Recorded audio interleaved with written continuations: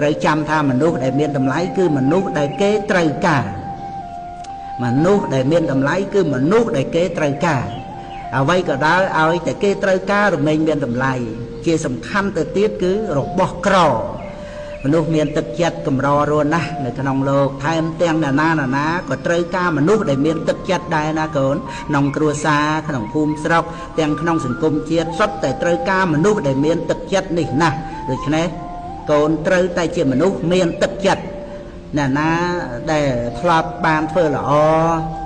ធ្វើប្រយោជន៍ឲ្យដល់កូនកូនត្រូវកុំភ្លេចគុណបុណ្យរបស់អ្នកនោះកូនត្រូវតបស្នងសងគុណដោយទឹកចិត្តប្រកបដោយកតញ្ញូតាធម៌កូនត្រូវមានរង្វាន់មានកម្លាំងចិត្តឲ្យដល់អ្នកអតីដែលគេធ្លាប់បានធ្វើនៅសេចក្តីល្អមករកកូនយ៉ាងហោចណាស់ក៏កូនត្រូវសរសើរចំពោះសេចក្តីល្អរបស់គេដើម្បីឲ្យគេបានរីករាយចិត្តផងដែរការអើពើដោយទឹកចិត្តនេះឯងណាកូនគឺជាមុនដ៏វិសេសសម្រាប់ឆក់ស្រូបអ្នកដទៃឲ្យគេមកស្រឡាញ់រាប់អានកូនទន់ភ្លន់ចំពោះកូនទឹកចិត្តគឺជារបស់វិសេសណាស់កូនហើយជាគុណសម្បត្តិដ៏ស័ក្តិសិទ្ធិដូចជាកែវមណី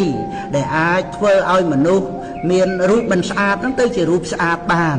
ដូច្នោះឯងមិនត្រឹមតែប៉ុណ្ណោះទេសូម្បីសេចក្តីល្អជាគុណបុណ្យកុសលផ្សេងក៏ធ្លាក់ចុះមកចូលក្នុងចិត្តសន្តានរបស់មនុស្សដែលមានទឹកចិត្តនេះឯង